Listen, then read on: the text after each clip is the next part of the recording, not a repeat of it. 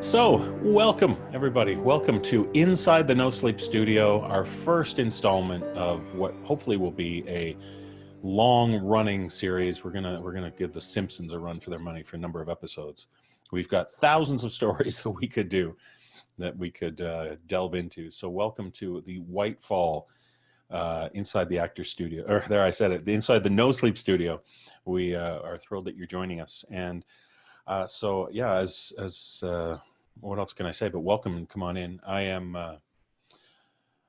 Where's my little technology here? I am. Oh no, I'm well, it's totally. Going to be good. It's it's going to be a good one. No, it's not at all. It's boring, and I should have had it ready. I am your host, David Cummings. My pleasure to be here. And you've probably heard some voices in the background. I'm going to start introducing our panel discussion. For those of you who maybe you're showing up and thinking we're going to perform Whitefall for you. No, not at all. This is a series where we're going to discuss our productions of some of the more memorable stories we've done on the podcast. And so we're starting off with Whitefall by C.K. Walker. It appears as our season 12 finale. So it's season 12, episode 25. And it goes without saying, I would hope, that this is not a spoiler-free zone, or it is spoiler-free. No spoilers are going to be held back. Boy, I couldn't have said that any more clumsily. We're going to spoil it. Yes, spoilers. We're going to talk about all elements of this production. So if you haven't heard Whitefall, you can catch the recording of this live stream later. But and I should say to our folks in the comments, we welcome your questions, and Kelly Bear, our delightful stenographer, is going to go through them, and she's going to pass them along to me. And so post some questions, comments, or concerns in the comments, and we will get to them. But who is joining me today, you ask? Well, I'm going to bring them on very quickly because we've got a huge complement of actors and producers and composers and all those people, and the author herself. So first up, we're going to bring on the lady who has been such a big part of the podcast. She played Gracie, the young lady who with a troubled past who made it out of Whitefall. Would you welcome from South Dakota, Jessica McEvoy? Hello, Hi. Jessica. Hello, YouTube. And David. Oh, sure. Yes, just me as well. How are you, Jessica? I'm good. How are you? I am staying well so far, which is always a good thing. Thank you for joining us, Jessica Gracie. Yeah, of course. You're you can change your name if you want. That way people know who you are on the story. But you don't have Change my name? Well, the way it appears on the screen. You've made things. You've added elements to this that I wasn't prepared for. I've blown her mind. Hi, Charlotte. Hi, Lauren. Hi, Ellie. Happy Lots of birthday, folks Tyler.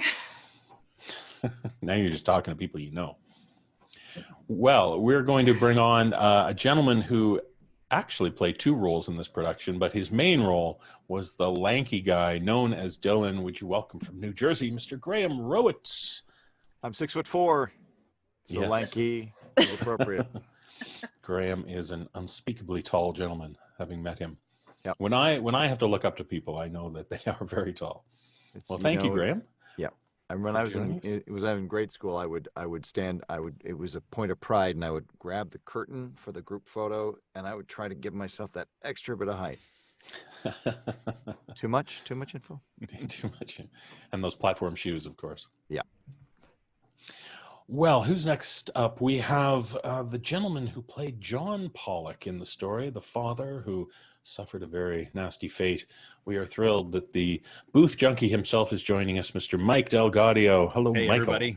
Hey, YouTube. Hey, David. Hey, everybody. Great to be here. Great to be Wonderful. Thank you for having us, Mike. Thank you for welcoming us into the booth.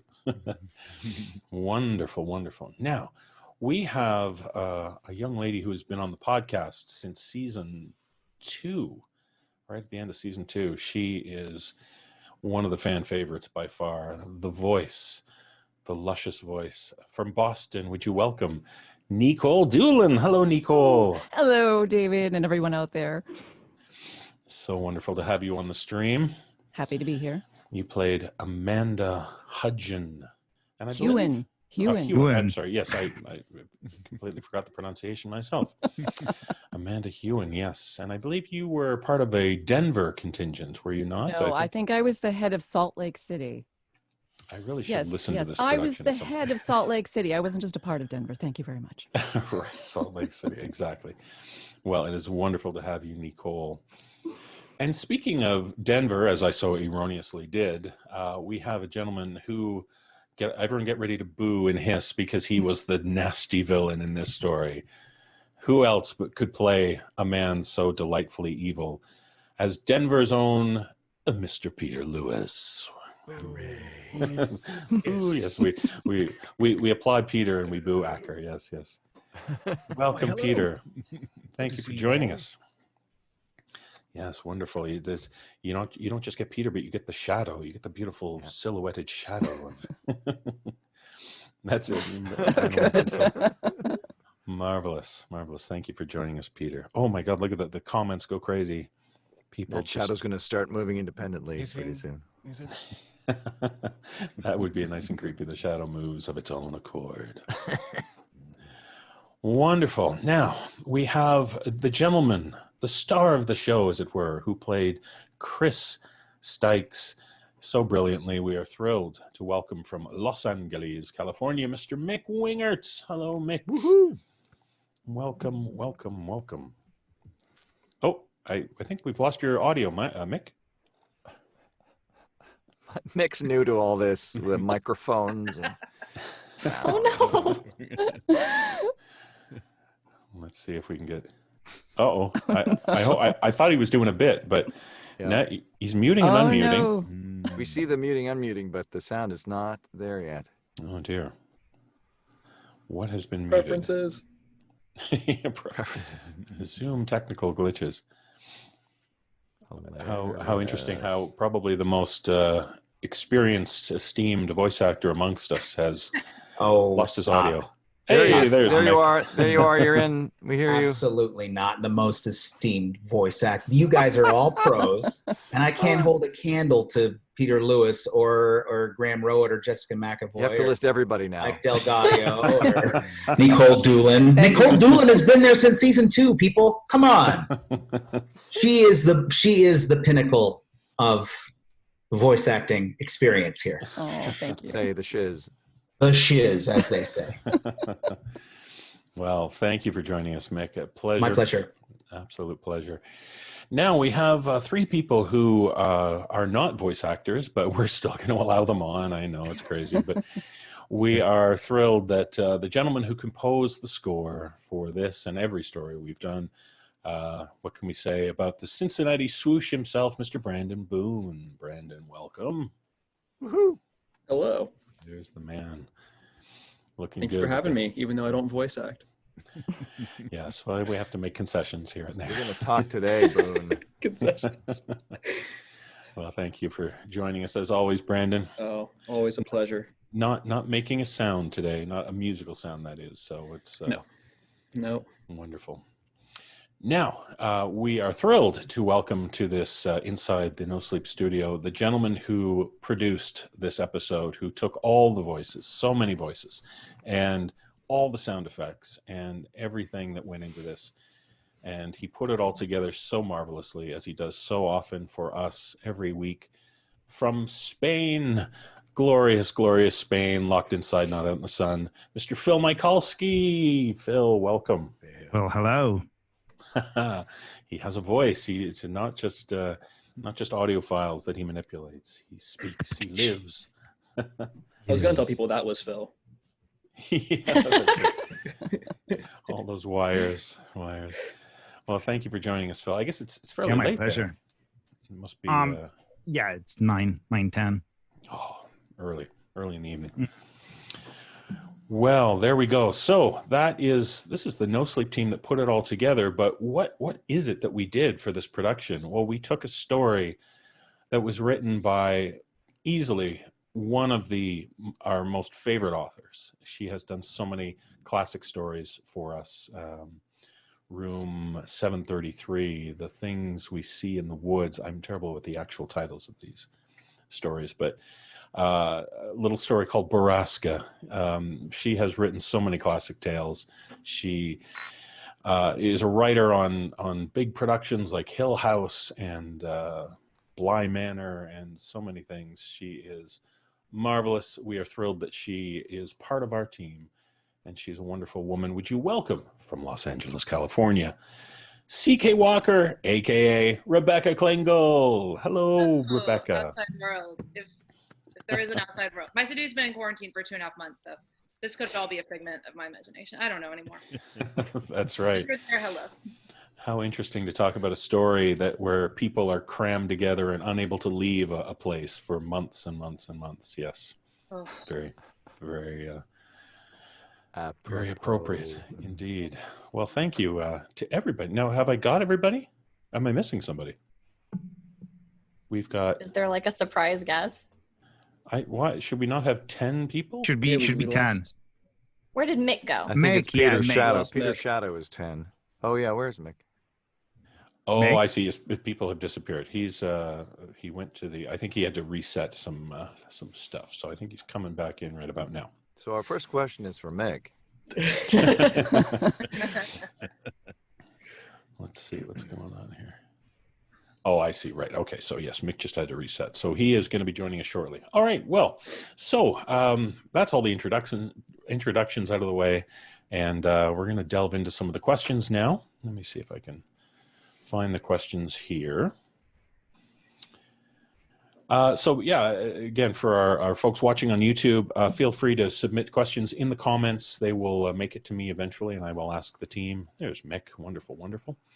And so, yeah, we will just delve in. But some of the people, some of our fans had submitted questions ahead of time. So people will answer as they see fit. They'll come on and off the screen. We'll try to make this as engaging as we can. And so we'll start with a question for everyone. And it's a pretty broad question, but I think we all have feelings about this. What did you enjoy most about this story? What was it about this production that really resonated with you? Who wants to start us off? I'll go. Well, I loved the writing of it, of course. So One of the well most written. fun things for me is seeing what the No Sleep podcast does, like how they cast it, how they want to play certain characters, and just it almost feels like you write like the story, but it's kind of bare bones when you think about all the production that goes into it. So for me, my favorite part is listening to it once it airs. Right. Yeah, I as someone, I've written a few little things for the podcast, but to write a story of this scope and then to hear it all come together, that's got to be kind of cool. It's amazing, especially because I'm not really involved in any of that part. I just send the story, and then a couple months later, I get to hear it. It's amazing. Right. That's very cool. One of the things I found super engaging about the story, because I went back and listened to it again, is the opportunity. The story has because it's nice and long, it's got room to breathe. We actually get to know the characters way better than we get to know as I'm performing or we're performing our characters. We actually get to see who these characters are and learn a lot more about them. And I think it makes it that much more powerful as the story starts to culminate, that you learn about these people and you get emotionally invested with them as many different characters. I found that it was just rewarding to listen to it, as the length or the development, I don't know, but it was really rewarding to listen to. Mm-hmm. Yeah, for sure.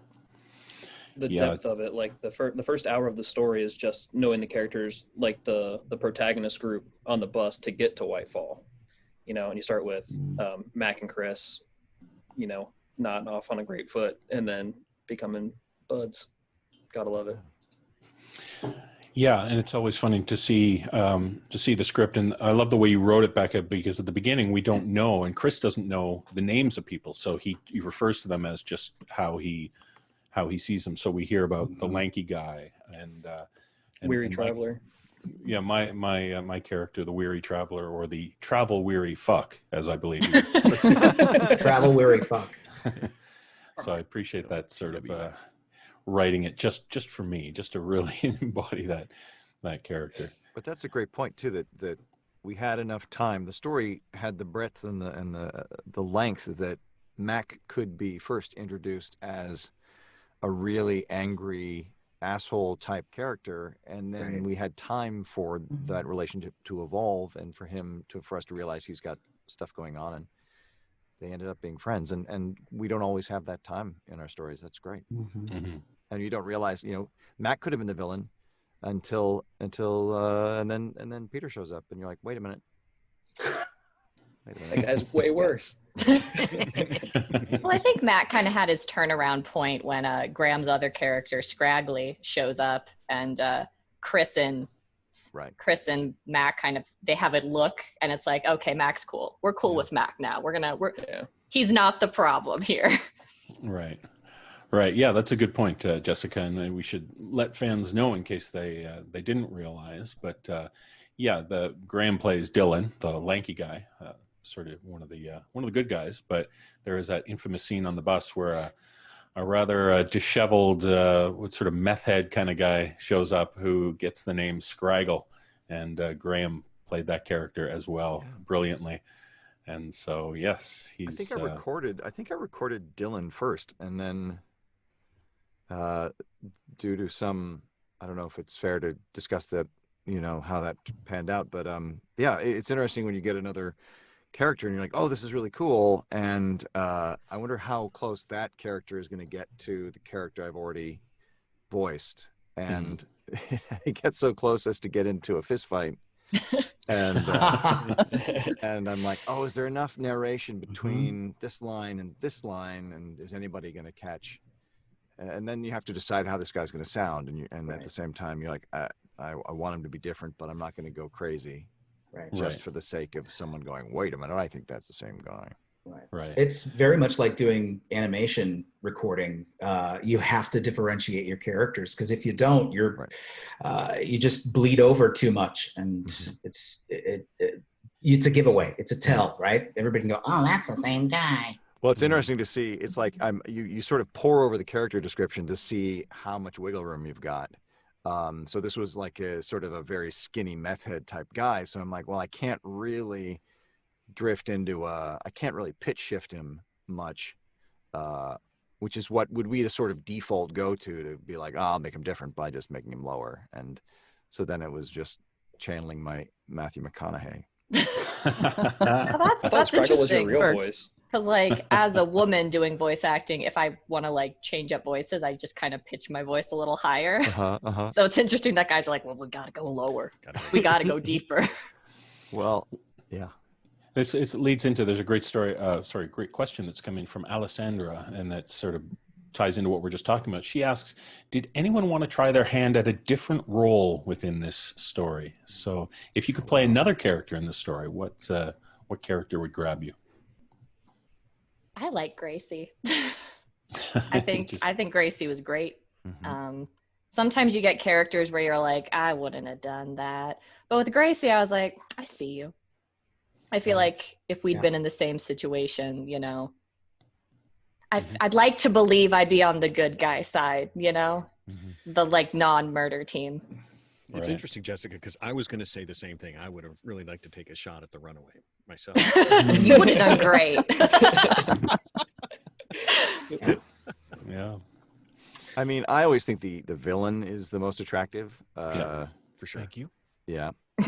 Physically and vocally. So I'd always love. I always find they have the most interesting, and so that would be my take. But then you can't get better than Peter Lewis. Yeah. Right. That's true. Yeah.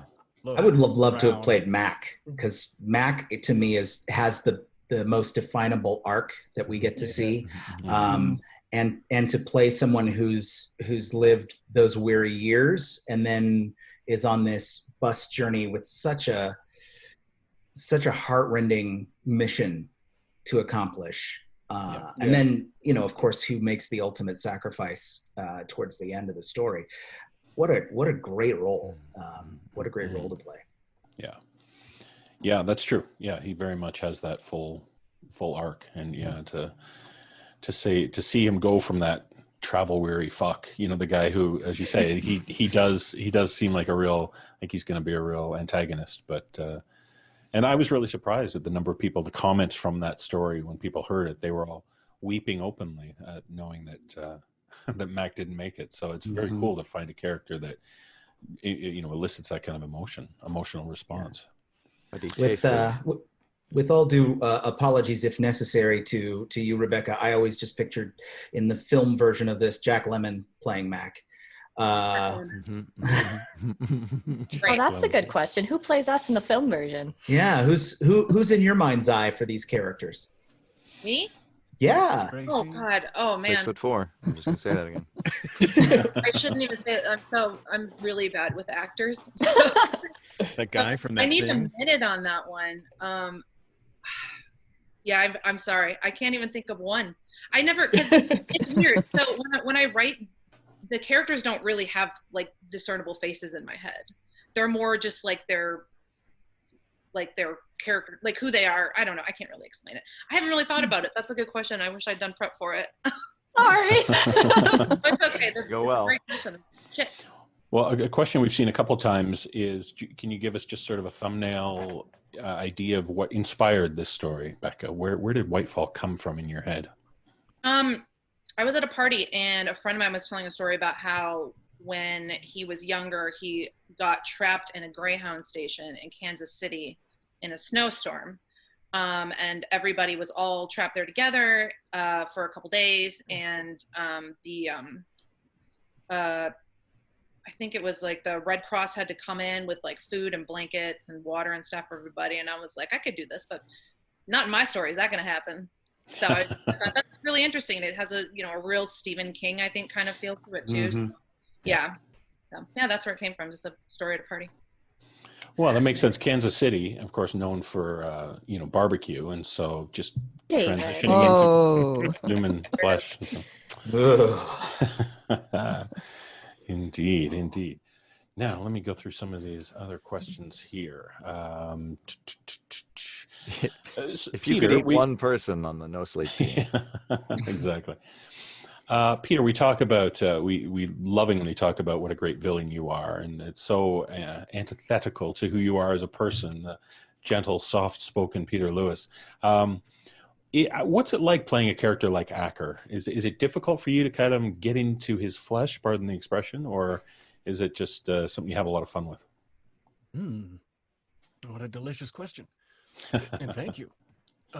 Yeah, it's always strange doing something villainous. I think it's more the idea that I, in my own life, have not yet killed and barbecued a person. It's just so many obligations in the day. Yeah. So that's just something you haven't done yet. And when you play a villain, oftentimes you're confronted with those ideas, things that you yourself may not choose to do or have not done in the past, such as murder and etc. And it's always just sort of interesting to kind of have to make that choice and say, it's just a character. I'm exploring this path, but it does not identify me or whatever that may be. I don't find it difficult to play villainous roles, and I do take a great deal of pleasure in it. I think it would be dishonest not to say. Yeah, as Graham said, they're fun to do. It's and they all have their they all believe they're right? Like they all have a point of view. They all have a reason for doing what they're doing. It's just that what they're doing it can be terrible. But I was going to say, to be fair, candy bars. Right. Acker is a villain, but if you think about it, his group was the only group. They did get through it the best. Everybody did have to start eating people at some point, and his group did survive mostly intact. So while he's a bad guy, a good leader. He's a good leader. Yeah. And he lived. But he did cross the line where he did kill some people who weren't, sick. Did. Yes. At that point, I think he crossed over into the very dark place. He's definitely a villain. But he enjoyed it way too much. He thinks he's right. Right. Yeah. Well, it's about survival. So obviously, on the one hand, you can say that that's what they were doing to survive. Is it good or bad? It's not something I would want to have to do personally. Right. Terrible things have been done throughout history in the name of survival. Yeah, for sure. Phil, there's questions about for someone like you and Brandon as well, you're tasked with putting together an audio production that's 2.5 hours long. What challenges, what did this production mean to you in terms of putting it together, and how did all that come together? Well, I think, the most challenging things is definitely dialogue editing and, dialogue match, because everyone, has a different microphone, records in a different, acoustic environment, and all that stuff. And you sort of got to figure out how to match it all together. And that goes about, you can tell it about every single like No Sleep story. We have to match dialogue to make people sound like, they're in the same space. Mm-hmm. And one of the other challenges is definitely mix and sound design. So, when I do sound design, I want everything to be, super coherent, and I don't want like any random sounds. I want to create like a tonal atmosphere of the whole thing. So that's super important. And the very next thing would be mix, because you have to sort of, mix everything together. So yeah, it's quite difficult, but I loved working on it. Mm-hmm. Yeah, there's Mary in the comments asked a question about, because we record remotely it surprises some people, some of our listeners, that we all record in our own spaces, our own homes, and guys like Phil and Jesse and Jeff, they put us all together and make it sound like we're in one room. And so yeah, and that Mary was asking if there was any sort of rehearsal or interaction between the actors, and there really isn't. There's very few, if any, roles or productions that we've ever done on the podcast where there's been roles recorded together or where there's been rehearsals or interaction.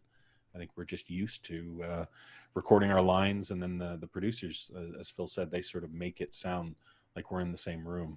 So yeah, definitely. Something that people have found surprising when I've had discussions with them is they go, wait, you guys you can't hear each other when you're doing your lines. Like we have to sort of anticipate how we think the other person's going to sound, and we don't know how the other person's going to sound. We're making believe in our head, and I certainly hope that I'm getting close to what I think the other actor's going to do. But it seems to be very surprising to people that we do everything completely separate. I never hear what the other person's done until it's live on the podcast. Yep. Right, and to kind of jump from there. Just to get off Whitefall for just a little second, I just want to say, like, that's an indicator of what it means to like surround yourself with the right crew to put this together. I mean, the shows that you guys are enjoying week after week after week are put together in such a way because David's pulled together this group that has been able to do what we are asked to do. And just like Mike said, like, we all have to act on our own, and then somebody like, Phil or Jesse or Jeff, thank you, will then have to put it together. And that is no small feat because everybody's area sounds so different. It just takes, I can only imagine, how many hours, Phil? For dialogue editing alone, there were 2 days. For 2 Whitefall. days. Yeah. That's amazing. 2 days, yeah. It's unbelievable. So it's an honor to be a part of the group, David. Thanks for having us, because the people that you've pulled together makes this job, for us at least, very easy. I can't speak for Phil, but for me, like, I know if I'm going to do something, if I'm going to do a character, if I'm going to narrate something, like, it's going to sound great because everybody knows exactly what they're doing. And just as Becca said that she likes to send the script off and then, it's thrilling for her to see what was created. It's just as exciting for us because we're putting our lines, we're recording our individual lines, and I love to listen to hear how it all comes together because it's an amazing thing that's done that we all do in our own little pods, and it's thrilling to see how it comes together each week. Mm-hmm. Yeah, I'm often shocked when you hear conversations among two different characters as they go back and forth to go, yeah, whoa, that actually worked really well. It's seamless. Yeah, seamless. Yeah. I was saying, sorry, David. No, go right ahead. I was looking over the script last night, and I was thinking, like, okay, here's a page of narration and dialogue, and I had my character had one line on that page, and it's interesting when you're recording to lay down that line, but to resist the temptation of, well, this is the only line I've had in a long time. I'm really excited to have a part in this scene, and then to immediately, put the brakes on that instinct and see what people are talking about. Imagine the energy that you're going to be wading into, and to resist the urge to be like, I'm back. What's going on? Right. Right. Yeah. Who are we eating? Who are we eating? Yeah, exactly. So Brandon, for you, when you were presented this story, you have to, you read the story. Sometimes you'll get a mix of the dialogue. Jessica tells me that you are physically capable of reading, so that's good. So how do you approach a story like this on such a long story and so many themes? Oftentimes you get a 15-minute story that all takes place in a tense, dark, haunted house, and that's kind of probably easier to create than something like this. How did you approach the music? Yeah, I guess with like the normal shorter stories, it's I'm just kind of writing music for the story, whereas something like this, I listen to the mix and then I get an idea of each character. So I would kind of write music for each character. Acker has a lot of these like sweeping kind of pulsing horns that go by, and like the main love theme that actually is used a lot for Melody talking to Chris. I wrote that for Mac. Like that was Mac's art. Like his story to me was this really kind of somber, sweet melody. So yeah, I would just kind of look at each character that I thought deserved a theme, and then go from there, and then try to just think of like, once I have the main themes written, I think of what could fit in between those gaps, just so Phil has enough material to work with. Because for those who don't know, I don't place the music anywhere. I just put it all in a bag and I throw it to Spain, and Phil takes all the music and just places it, and yeah. So I always want to make sure that he has enough to work with. Right. And it's a shame that unable to join us on this call is our guest on this production, Samantha Sloyan, who is an established actor herself. She was on Haunting of Hill House. Strange how that connection happens, eh, Becca? But she plays Emily Pollock, who, of course, is Mike's character's daughter. There's sort of a fun story I know you like to tell, Brandon, about I do about her theme, and of course, again, spoilers in this one. Emily dies a horrific death thanks to Acker and a big oil can full of flames. So, how did that scene get written? So that's funny because most of the time I just write the music and I don't get notes back. I just it's all accepted and it goes in the story. And I feel like maybe 4 times in the history of me working on the show, I've had to change things. And this is my favorite one because I was talking to Phil about the scene where, spoiler alert, she has her face pressed into a flaming dumpster, and then her dad is hanged afterward. And I was kind of writing it from Chris's point of view of like, this is like, there's no going back. This is like, we have crossed these lines. And I kind of thought of it as like a sadder thing happening. And I was talking to Phil, and me and Phil kind of felt like we're on the same page. And then I get a note from David like, hey, I think this should really sound more like she's being set on fire and her dad is being hanged. And I was like, and I tried to plead my case a little bit. And then David just kept responding next email like, it should really sound more like she's being burned and her dad is being hanged. And so, when I finally was done with it, and actually, that's what's funny is like I've released it on my Terminus album. I love what I ended up writing for that. It's like this long 8-minute piece of music because it's just a grueling scene. And so I named that track "Burned and Hanged," just for that reason. A lot of people don't realize that on keyboards there's a preset that just says "face burned off," and that's all you needed to do. Just hold that note for 8 minutes. Not true. That is not true. Man, I do enjoy that story. Mm-hmm. Yes, a fun one indeed. Yes, the old face burning off. Yeah. Going through some of these other questions here, we've answered some of them. I had to choke myself for this story. Yes, Jessica. I just remembered I was going through the script and I was like, oh yeah, that's when I had to, because it said in parentheses as Scraggle was getting carried off the bus, that it said, spoken while being choked.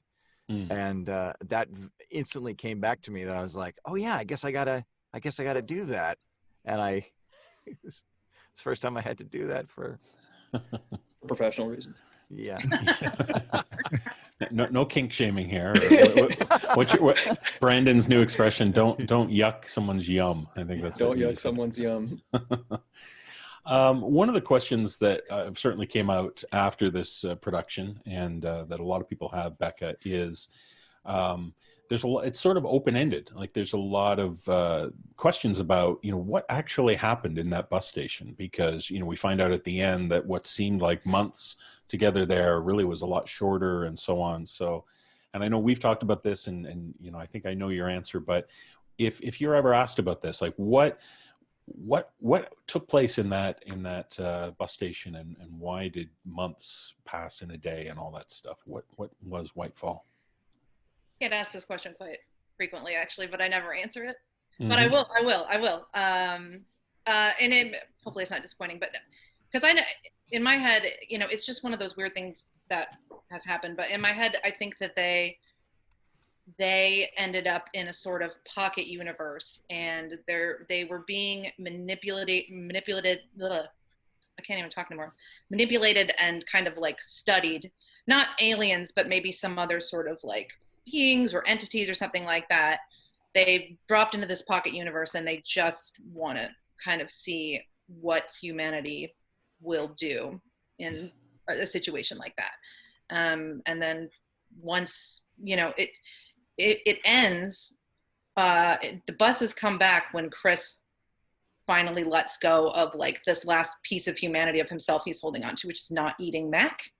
So as soon as that, for them, I think was like, okay, experiment concluded. Like humans can be pushed to anything. Anyway, that's the canon in my head. Hopefully that's not disappointing. So that's why I've never even said anything. I really liked that you left it open-ended and like mysterious, and because it's a long story, so there was time if you wanted to just explain every little detail and wrap it up with a nice little bow. But I think that kind of takes a lot of like the horror and the mystery away. So I like what you did, where you put these little things that are just not quite right.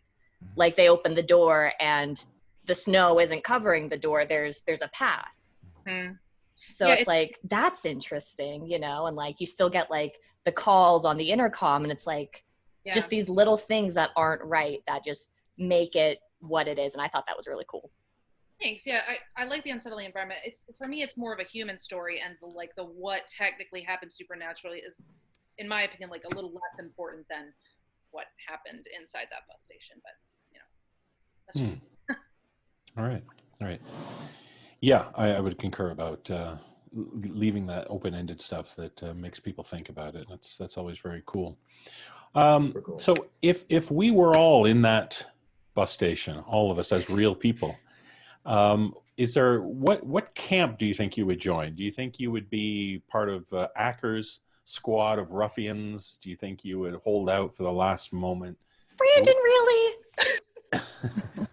You're better than that. Am I? I'm just trying to live, baby. Come on. And I suppose the other question that others have asked is, could we, if pushed to the limit, could you actually ingest human flesh? Would that be something you could do? Sure, I think I could eat a dead person. I don't think I would kill to eat a person.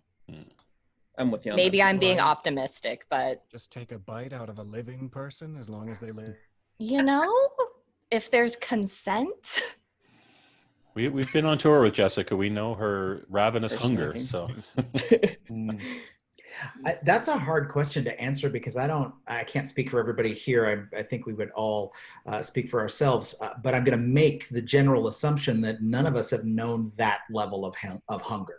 Mm-hmm. Like we've been hungry, but my assumption is that we've all at one point or another, satisfied the hunger pangs within our gut. I would like to say morally, there's no way I would eat a person. That's so crazy and just whatever. But I also have to admit, I've never look at me, come on. I've never known hunger to that level, right? Where there is nothing to eat. You have eaten the leather off the books. You have eaten the pages. Anything that is ingestible and somewhat digestible is gone. What do you do? Yeah. I just, man, I would hope that I would be more like Chris in the story, which is one of the reasons I was grateful, many reasons I was grateful to get to narrate this story, is I really identified with Chris in terms of that struggle. But who knows? If presented with that much hunger, Peter Lewis might have to go. Just. I think the closest any of us have gotten to this is that day when you went to the grocery store mid-March, first week of March. Yeah, that was crazy, and you got that little weird anxiety in your chest. You're like, "What is this feeling?"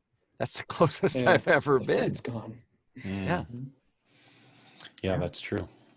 Yeah, I think the only thing that I would have done differently if I were in that scenario is if I were Chris, I would have gone to war with Acker like the second he started getting out of hand like that. But then I guess maybe that makes me the new Acker. I don't know. Maybe I'm the bad guy for wanting to do that. That's a good point. No, I'm with you there, bud. Yeah, once he started acting a fool, he's got to go. That's what was so confusing about, because obviously Chris was like a lot more physically imposing than Acker. He could have just beat his ass, but never did. But Acker had all his backup with this. He did, right. yeah. Gang. But once you kill him, they want a new leader, right? Yeah, they were following Acker not because they liked Acker, because Acker was a piece of shit. They were following Acker because they thought he had the best chances of survival. So if you remove that leader, suddenly he doesn't have the best chances of survival anymore. You have to change your loyalty. Snacks and I are going on an assassination mission. Hell yeah. Crawling at night. Nikolle, your character sort of became the de facto leader, as you said, of Salt Lake City. Mm-hmm. Is that something that are you that kind of person in real life? Would you be someone to step up and sort of be the voice of a group of people, or are you more in the background? Well, I mean, when push comes to shove, certainly, I'd like to think that I would rise to the occasion. I have in some circumstances in real life. I think it just depends on who wants to follow you. That's the only thing. Do you get the people willing to follow your lead? But yeah, I mean, I understand, where Amanda's coming from. I mean, I think she's sort of in between maybe where Chris was and Acker was, kind of a happy medium of not going, full on psycho villain. And yet she was willing to be tougher and to push those limits and not take any guff from anyone, which, she sort of had to do because things were getting out of hand. People were going kind of crazy. Yeah. A little bit. Yeah. And guarding those vending machines. That's a great touch. Yes, exactly. Yes, indeed. This is great. Going through some of our other questions here coming in. Shanna has an interesting question about the aforementioned Scraggle. And she says, are there any regrets for booting Scraggle off the bus early and sparing him a certain death in Whitefall? He actually got off easily, literally and figuratively. I don't want he would have ended up of in the dealing hierarchy. with that. Yeah, right. Like, because if he was at Whitefall, he would have been causing all sorts of problems. I wouldn't have been able to sleep. I don't want that running around. I think Scraggle would have come out on top if he'd made it to Whitefall. Scraggle rocks. Yeah. Scraggle rocks. Rebecca, why did you decide to throw Scraggle off the bus before Whitefall? Scraggle was a plot device to get Mac and Chris to kind of trust each other. Also, I do feel like they talk about it in the bus station, like if Scraggle was there, that they would be like, well, we could just sacrifice him. And I don't remember. I thought they had a conversation about Scraggle at some point while they were there, but maybe not. But yeah. Well, you don't want to eat that. You don't want to eat him though. Yeah, no, that's right. Oh no. Lots of gristle. But there's a great misdirection there as well, because you remember in the fight, Scraggle bites Chris, and so it would be, there's a nice little, is that going to come back? Is this some sort of virus or some sort of contagion a la zombies and stuff like that? But yeah, that's a cool little thing of him that. In fact, it's just foreshadowing of cannibalism.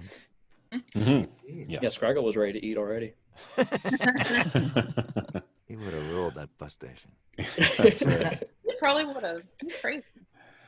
Ashley asks, how are the actors picked for different roles? I guess I can answer that a bit.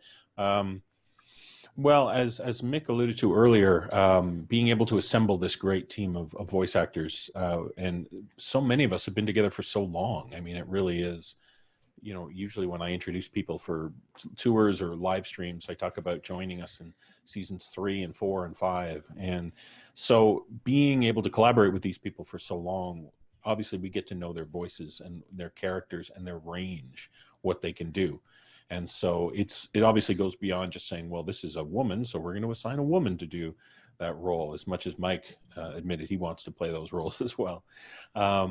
But yeah, it's actually kind of easy, believe it or not, because we know what people can do. And so a role like Gracie, you have a woman who's young, she's street smart, she's got some toughness, and is an avid smoker, just like Jessica. But yeah, so it's we get that question a lot, and it's really easy. And when you have the talent that we do, we know that we can give people roles and that will stretch them if they play older characters or younger characters, or they need to do an accent or something like that. So you'd be surprised how quickly and how easily roles call out to the voice actors. So that's a good thing to do. Some other questions here that we've got. Alessandra asks, Peter, how do you feel about these attacks on Acker? Acker seems to be getting the bum's rush here. Are you? Do you feel that he's been maligned in any way? See why everyone has such a negative reaction to what I feel is a very sound dietary plan. Yes, indeed. Well, yeah, as we said, it's like history is written by the winners or whatever. So if this tale was written from his point of view, as we said, Acker was a strong leader and his team survived for the most part. So yeah, you never know. Generous at the very end, he shared his food. Shared his candy bar. What else that food could have possibly been used for. I mean, it was saving it. That was great at the end with the candy bars. Yeah. I think my favorite part, one of my favorite parts, was when they start talking on the bus out of Whitefall, and Acker's just like, hey, I didn't know we're on the same bus. And there's this weird sort of shift back into the real world that is sort of just in between the dreamlike horror and I didn't do anything. And I don't really want to know what's going through Acker's head, but I just think it's brilliant. Mm. Yeah, I thought that too. I thought at the end because he's almost like, they're just business, man. You know what I mean? It's like this whole, we're back in the real world now. None of that matters. Yeah, it's just such a weird twist at the end, or a turn rather. Yeah, it's true. Right from I think it's very insightful. Sorry, go ahead. No, please. I just always thought right from the point Acker is introduced, he's leaning up against a wall. He's not very physically imposing. He's not necessarily an intimidating person. But the first thing you notice about him is he's really entitled. He's really privileged, obviously. And he has everything going for him. And he is the leader because, his daddy owns a car dealership kind of attitude. Yeah. And that's sort of his attitude throughout. Of course I'm going to eat people like my dad. If you knew who my dad was, he wouldn't want me to starve. Right. But when he gets back on the bus at the end, it's still that exact same, I made it. And everything worked out great for everybody because it worked out fine for me. Yeah. And it's interesting because, Becky, you said that you originally thought of Acker as more of like a frat boy, right? He was just that kind of, as Peter said, that entitled frat bra kind of guy. Yeah, that's always kind of how I saw him, just like totally out of touch, just like used to, exactly what Peter said, used to getting kind of whatever he wants. So when he's introduced to this new situation, he just automatically assumes that, well, I'm the leader and we're going to be fine because life always works out for me, and it kind of does, but yeah. Right. Not even strange in my mind for him to eat human flesh. It's just like, yeah, I deserve it. He's just at the Weber grill, just like, hey, we found this thing. Check this out. Yeah. And sort of dovetailing into that idea of casting, Becca, as I said, you've written so many stories for us. You're you're basically part of the team now, and you know this group of voice actors. And so Mary asks, when you're writing things like these, do you write with characters in mind, like write with us in mind? Do you think about who's going to do the voice acting for a role? I like to leave that up to the professionals. Not particularly, because I really I don't ever suggest casting. You know, I don't. The thing is with the writing process with me, it's like I'm so immersed in the story in my head that I'm not really thinking outside of it other than watching my word count. So yeah, I would say I don't. I leave that to you guys, and it's always cast beautifully. That's nice. Yeah, that's a good point. Shanna made a good point. Is if Acker's such a rich, privileged young man, how come he doesn't get a plane ticket? That's what we call a plot hole. Yep. No, that's good. No, I like it. No, he knew this was going to happen. He was so pumped to eat people. Yeah, he's like, yeah. He was going to visit. Wasn't he going to Seattle to visit his girlfriend or something? So I wonder if he'd. Yeah. I don't know. Well, and being privileged in Kansas City might be different than being privileged in New York City. Yep. Sure. One thing that kept tripping me up with the casting was like, so when I'm listening to a story, I know you guys, so I think about you guys as the characters.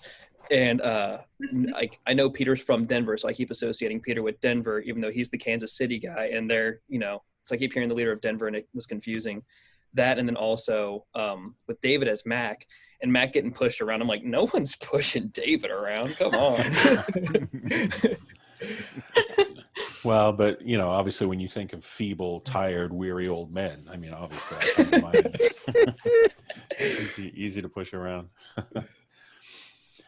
Here's a question from Tyler, who says, when you're reading the script, for the voice actors, when you're reading the script and thinking about how to voice your character, do you look for inspiration? Do you think of like other actors and other movies, for example, or do you just sort of build the character from scratch in your mind? Who wants to go first? I definitely look to other movies that I've seen, roles that I've seen played, and if that gives me inspiration for motivation, because our turnaround time is pretty quick. So I definitely think about, there was that movie with that guy. If I can approach it like that guy, I don't try and do an impression of that guy, but it usually can help inform just by giving a reference. So yeah, I'll totally admit to that. Yeah. I think when you're doing voice work and you're creating a character, the truth of the matter is that everything that's ever written that contains a character, that character is going to fit in one box or another. It's either going to be one archetype or another archetype. It's going to be hero or villain. It's going to be a wise old guy or blue collar mentor guy. There are certain it's just human nature to see the world that way, and because of that, we have two ways to fill that. We can try to evocatively come up with a choice that fulfills that archetype on our own, but most of us as human beings, our first instinct is to rely on someone else's work and to go, where have I seen this character before? Where have I seen this reluctant hero guy put in a position over his head that has to rise to the occasion? If we're talking about Chris Dykes, like, where have I seen that guy before? And where have I seen him coming from, like, this blue collar, working Joe background, and also be this reluctant hero, everyman thing, and that it's just our nature to start looking at, so and so played that in such and such a movie, or I saw that in a stage play that I blah blah blah, or I listened to this old time radio show and there was a character just like this. And so I think, at least for me, it's always I always believe that the script is king, so I try really hard to honor what's in the script first. But if that means I should do my best Joe Pesci here because that's the way they're describing the voice, then he's gonna sound like that. But again, it comes down to what has the writer given you, because any good piece of work like this, you're gonna know what box your character fits in very quickly, and it's gonna be very clear, and that gives you somewhere to go. Sometimes it is picking up other people's work, and sometimes it's like, oh my gosh, my uncle's that guy. I'm gonna do an impression of my uncle. Yeah, there's always one approach that I was taught by a very practical person in terms of film and TV writing is, and it applies here, is why is your character there? What has he been written into this scene to do? And that is a very black and white way to look at things, but it's also very true that you know, as you said, Becca, that Scraggle was there so that Mac and Chris could start, you know, realizing that they weren't enemies. But I find that there's that aspect of it. There's also the you know, when I was doing Dylan or Lenky, I realized I could just build him off of myself. Whenever I have the option, I will build a character on top of myself, so that I can use all of my own responses to a situation, because those are going to end up being the most authentic. But there are a lot of things like Scraggle where you're like, okay, well, I'm going to think of a type and I'm going to try to layer that on. So I think between all the three things, in terms of why are you there, can you use your own impulses, and then barring that, who can you draw from? I think those are the things I go to. Go off what Graham said. Oh, sorry, David. No, go right ahead. Go right ahead. But going off what Graham said, I think the more emotional a role I get, where I know I'm going to have to, like, if I'm going to have to, like, go for it and scream or cry or whatever, I'll typically keep it closer to my own voice, because it's really hard to, like, do a voice and also emote authentically. So if I know a role is going to require it's going to need some, like, real raw emotions, it's going to be closer to my own voice as opposed to, like, putting on a character. And then, like, with Gracie in this story, she's kind of more of she's had a rough life. She's not going to be super chipper about stuff. She's going to be a little world weary. She's going to take things a little slower, probably talk a little slower.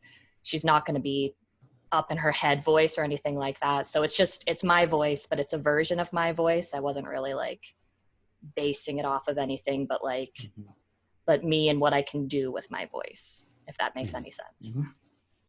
Yeah, for sure. And as Mick said, talking about the writer giving us the characters, and I mean, Becca, you're so great at giving us fully fleshed out characters. And one thing I like to do too is I always like to visualize what does my character look like, and if I can start at that point where I can say what does this character look like, and then that sort of can infuse a voice that comes out of that. So yeah, to have even to be described, you described Mac as kind of short, you know, kind of old, you know, just that world weary, shorter guy. And so, yeah, I could visualize Mac and see him that way. So yeah, there's a lot of great approaches that we can have to bringing these characters to life.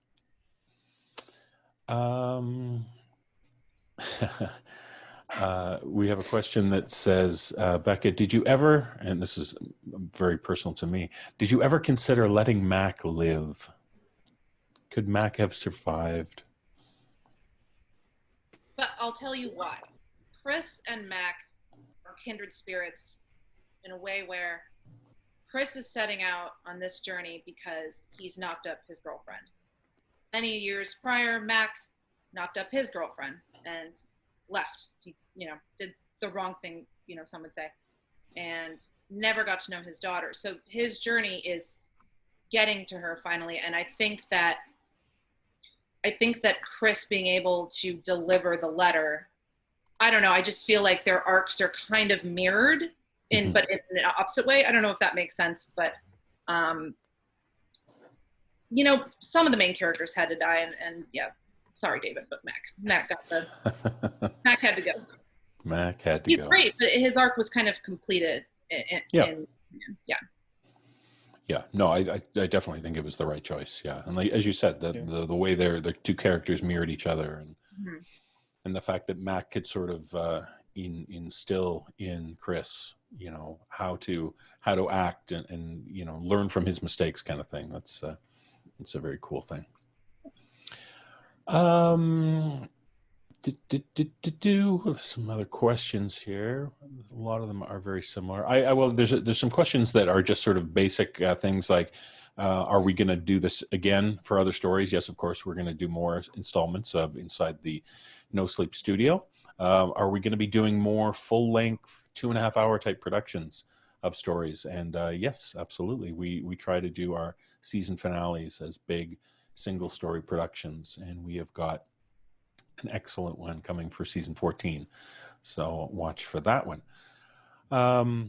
So yes, we absolutely will. People are asking, will we do Inside the NoSleep Studio for another classic series, what's it called? A Seaside British Pub. Yes, we hopefully will be able to do something like that. There is a question here for Becca, and I'll let you get sort of a plug in here, as they say, Becca. You, of course, wrote the incredible story Baraska for us that we did on the show, another big full-length production. And that's being produced as a multi-part, sort of a 10-part full cast audio production that's coming out. Is it this week, this Tuesday coming out? Monday? Monday. Okay, so that's going to come out. So yes, by all means, check out that. If you just search for Baraska, I have no doubt you'll find to where that is going to be on what podcast you can find it. The question is, how do you feel about Baraska becoming a film kind of thing, or seeing it adapted for even on a bigger scale than we put it together? It's been I've been living in that story for so long. There was the original story, and then you guys did the podcast, and people loved it. I know it went sort of viral with your production. And then I thought, okay, well, people are asking for a book, so maybe I'll sit down and I'll flesh it into a book. And then it was optioned, and then it was unoptioned, and then it was optioned again. And so this story's had a very long journey to try to get it to TV. I know they want, if the podcast does well, they want to put it there. And I think that would be my ultimate goal, to try and see that, because it would be a very, very good story for like a TV. And I think it's too long for film, but it's been, it's been wild. I feel like I know those characters so well now. I could write them in my sleep. Right. And Whitefall was written, of course, Baraska wrote sort of as a story, not specifically for the podcast, but Whitefall you sort of wrote for us, for the podcast. Is a story that if the offer was right, would you be able to, could you see Whitefall being turned into a 2-hour movie, some sort of adaptation like that? Yes. Yeah. I've sent the sample around, and I've had people ask about it. If I had anything really serious, which I think it'll probably get to that. If Baraska goes for TV, then I think that there's a good chance that Whitefall will get its shot. So I would talk to Alex, your producer, about it at that point. So fingers crossed for that, because Whitefall is definitely, I think, more of a film than a show, if that makes sense. Yeah, that's true. Yeah. And I think all of us here are available to do our roles for the movie, so that'll be no problem. Package it. Now, we're after 4 o'clock. We've been over an hour, so I don't want to go too much longer. I'm just trying to find any other questions. There's a few fun questions in here. Jessica, what's your cat's name? Which one? The one that decided to walk in front of the camera? That was Dorian. Oh, Dorian. There's a question that came in, Becca, that I think is an inside joke, but I'll ask you the question. Do you still hate the Kansas City Chiefs, even with Patrick Mahomes? I never hated the Chiefs, I swear. I must have had a dig in there or a joke or something that I wrote, but I'm sorry. I have no horse in that race. I'm a Bears fan. That's football, right? There we go. I'm going to go through here. We've asked that, and that. Oh, I guess we're coming to the end here. Here's a question. Do you see any kind of sequel to Whitefall, or is it pretty much kind of a self-contained story, I'm guessing? If anything, I would flesh it out longer, because I think that the bus station part of the story could be longer. So I don't think I would do a sequel, but I think I would flesh the story out. Right. A lot more face burning. That's what I say. Yeah, absolutely. Many more. Many more faces. Everybody. Indeed. Well, as I said, we're right near the end. There's one last question that this is something we can all, in a more general way, answer, and then we can wrap it up. So Emily asks, what launched everyone's love of horror? We are part of a horror podcast. What drew everyone to horror? Sound design. Sound design. Definitely just sound stabbing design. oranges.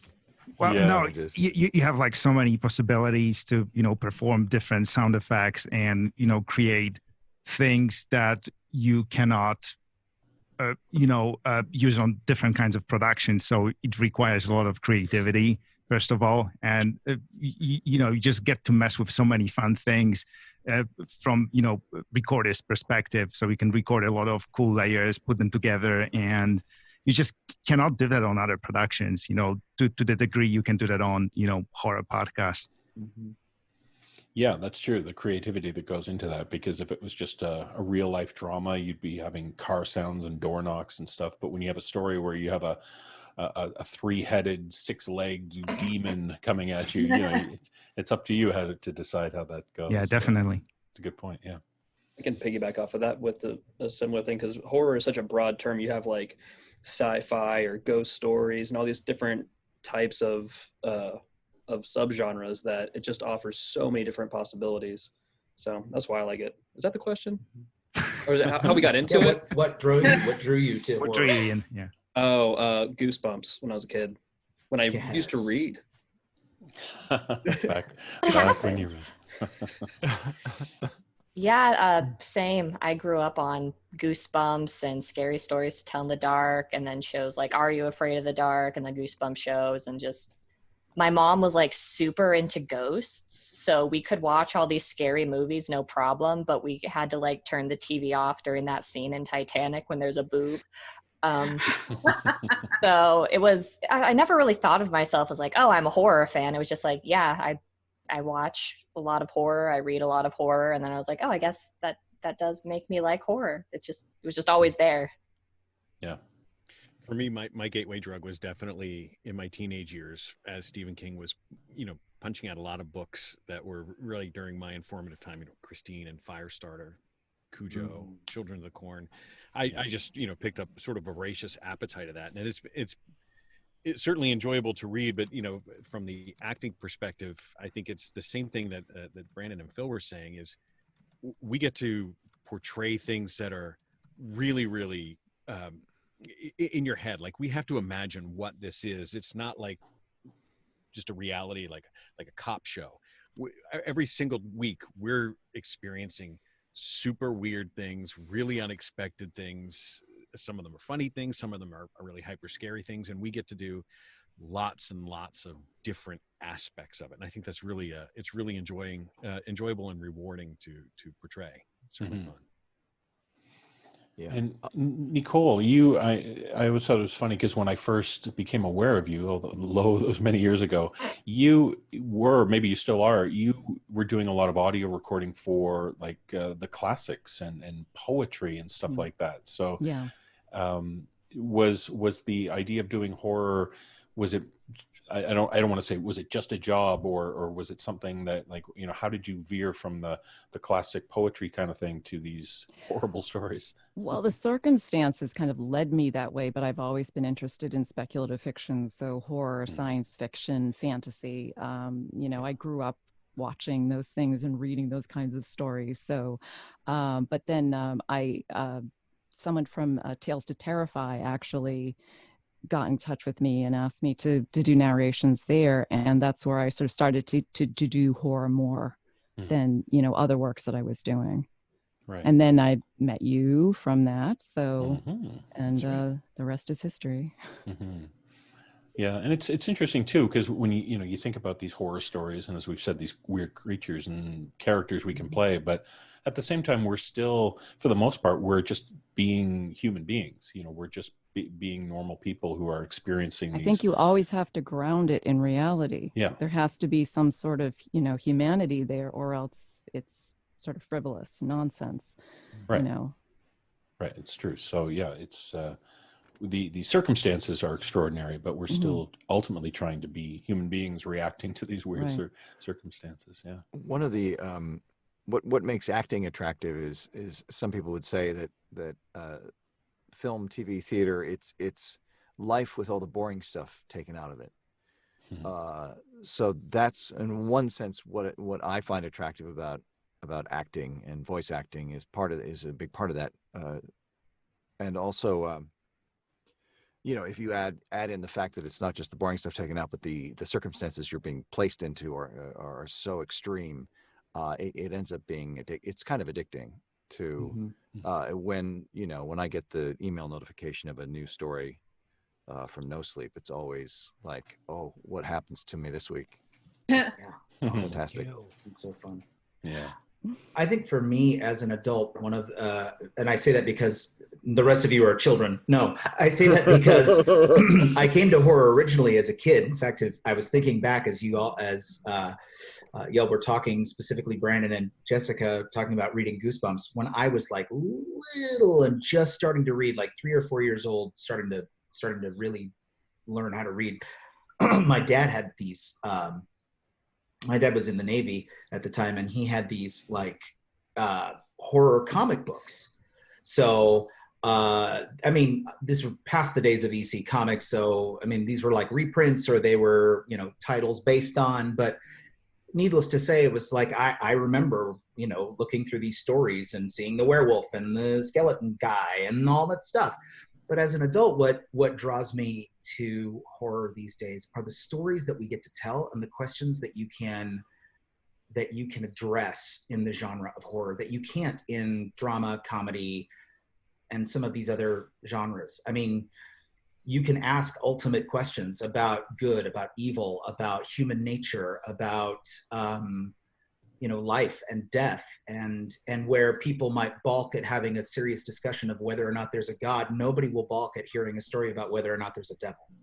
Like you can address some of these philosophical things in horror that nobody, at least in our culture, would take you seriously addressing just out of the gate. They think you're trying to proselytize them or something. Start talking about ultimate issues like life and death and afterlife and that kind of thing. So there's a depth to horror that I think a lot of people, well, I wouldn't want to say a lot of people, but there's a depth to horror that I find somebody had to point that out to me, and I leapt on it. So now every film I can watch, every book I can read, just to kind of keep those mental juices going of, what do I think about this world? What do I think about what's possible on the other side of the curtain? And that kind of stuff. Right. And Becca, someone like you, a mild-mannered Midwest girl, what puts all those horrible stories in your brain? That's a great question. It's pretty much what Mick was just saying. I think that the best horror is very metaphorical for the unsettling parts of humanity, or the parts inside of us that we don't want to think about or talk about, or just makes it all a little bit scarier. Also, my parents never let me watch horror as a kid, so I thought I'd show them. So, yeah. Now you're making a living at it. I have no idea. I don't know. I like that. When you read a horror story and or watch something and you get that drop feeling in your stomach when something intense happens. That's one of my favorite things. So, right. Well, folks, this has been a lot of fun and very informative, and it's great to hear sort of the behind the scenes stuff, even for me, just hearing how everyone has responded to these questions. So we're going to bring this to an end, and thank you to everyone who has been a part of the stream, sending in the questions.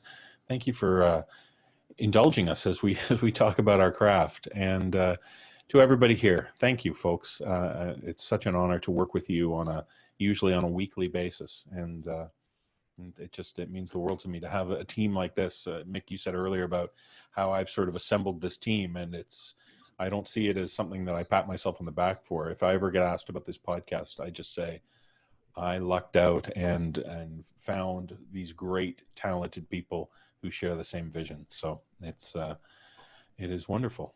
So thank you, everybody, for being a part of this. And we'll go around. We'll go around the little screen here very quickly if you want to say your final words and messages to the fans. So, Jessica, thank you. Oh yeah, thanks everyone for hanging out with us and listening to us talk about ourselves a lot, and pat each other on the back. And no, seriously, thank you guys so much for listening and letting us not only do the show but be able to do little extra things outside the show like this.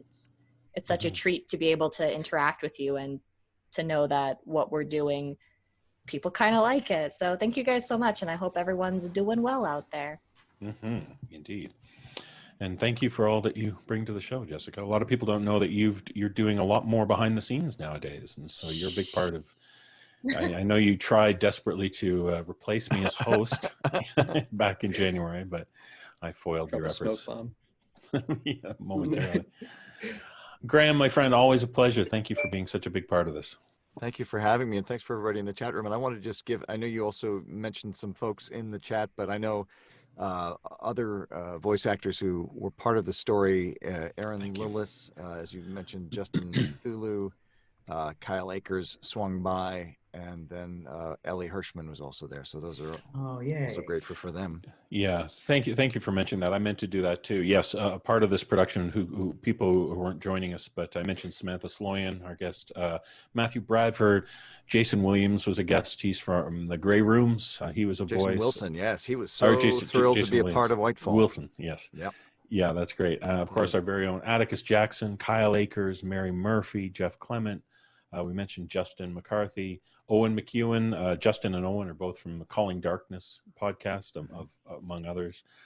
Certainly David Alt, Sarah Thomas, Jesse Cornett, Aaron Lillis, Dan Zapula, Nicole Goodnight, and Ellie Hirschman. It was a huge production, so we're grateful for those folks as well.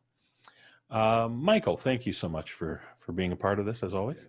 So incredibly grateful. It's so much fun to do. I'm so grateful to be able to be a part of this.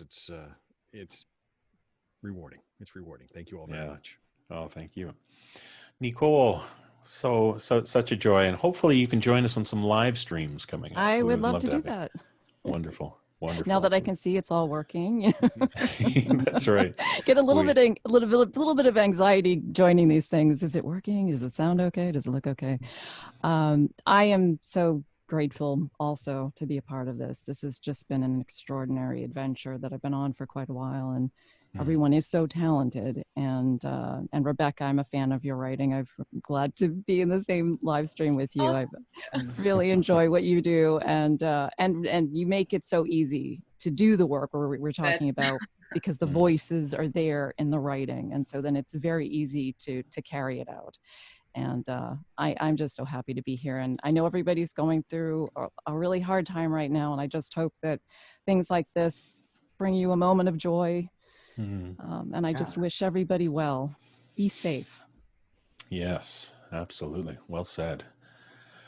Mr. Lewis, thank you for gracing us with your presence. And I should mention, before I let Peter talk, tomorrow at this very same time at 3:00 Eastern, we're going to be doing a live stream featuring a story that we did on our very first tour back in 2017. And Peter will be joining us for that, amongst the other regular band of reprobates who join us. So thank you for that in advance, Peter, and thank you for today.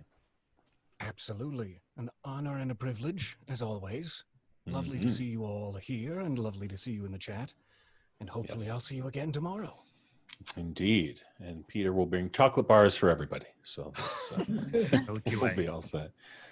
Brandon, as always, thank you, my friend. Echoing everyone else's sentiments. Just great to be here. I love talking to you guys and being heard by the audience and digging into what we do. And I love working on the show, and I like talking about it too. So my heart is full right now. That's awesome. It's very sweet. And Phil, the mad genius behind so much of what we do. Thank you for your talent and for joining us in front of the microphone. Thanks. Yeah, it's been amazing. Oh, that's great. We really appreciate it. The audio wizardry that you do. It's wonderful. And Mr. Wingert, thank you so much for not just bringing Chris to life, but all the great characters you do for us. My pleasure, David. Thanks so much. Thanks for putting up with my technical difficulties. All of a sudden, stuff stopped working, so I appreciate your patience. Thanks to everybody who joined us in the chat. I just want to say to the whole team here, this story is so meaningful to me, and it's an honor to have been given the privilege of narrating it and hear it come to life. And I'm so grateful that everyone in the chat and who joined us just wants to hear about it, because it's an incredible story, and it was an honor to do. So thanks everybody. I appreciate it. Thank you. And last but certainly not least, the creator of this madness. Thank you, Becca, so much for not just the story, but for joining us, and for all the great stories you've done. We hope you keep them coming our way. Oh, thank you. I'm so flattered and happy that Whitefall got to be the story for this first episode, because I get to hang out with the cool people that I don't really get to work with that much, because I'm on, the front end side of it. So thank you, David, for inviting me for that. I can't wait to write more stuff and see how that all works out. We look forward to that. So again, thanks everybody. Thanks for joining us, and we look forward to the next installment of Inside the NoSleep Studio. Stay tuned for that, and we'll see hopefully a lot of you tomorrow afternoon as we delve into room 306. Thanks, gang. Take care. Bye, everybody. Bye.